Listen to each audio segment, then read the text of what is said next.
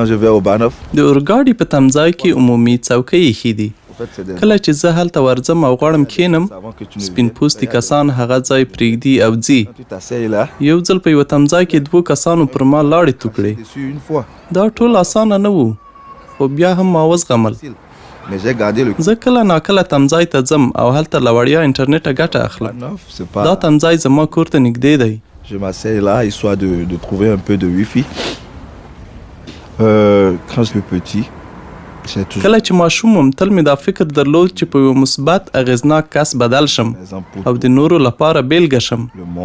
Mais par rapport à la situation de Duldung, خو په جرمني کې د ډولډونګ له صنعت سره زما ټول خوبونه په اوبو لاهو شول. نور فکر نه کوم له اوسنیو شرایطو سره هغه په رښتیا بدل کړای شم. په لومړیو کې هر څه سم و. زما ستونزې هغه وخت پیل شوې چې ډولډونګ راکړل شو. هغه کسان چې ډولډونګ ترلاسه کوي ټول شیان ترې اخیستل کیږي. له دوی سره مرسته کمیږي او که په کور کې اوسي ښايي بیرته د کډوالو کمپ ته ولیږل شي. دا کار کټ مټ له ما سره وشو. اوشزلیبن د یوه غار په شان دی. دا یو وړوکی نه پوهېږم کلی دی. دا حالت ډېر ځورونکی دی.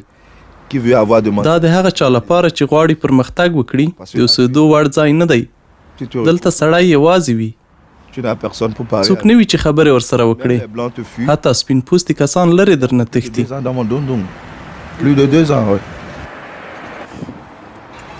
زما د ډولډونګ د سند 2 کاله کېږي. له 2 کالو هم ډېر. هو، زه غواړم یو ښوونځی ومومم او انټیګراسیون کورس یا اوسبیلډونګ ترسره کړم او که کومه دنده وي چې د ژوند لګښتونه مې پوره کړم. هیله لرم چې یوه ورځ هر څه سم شي. زه له زړه غواړم چې هر څه سم شي.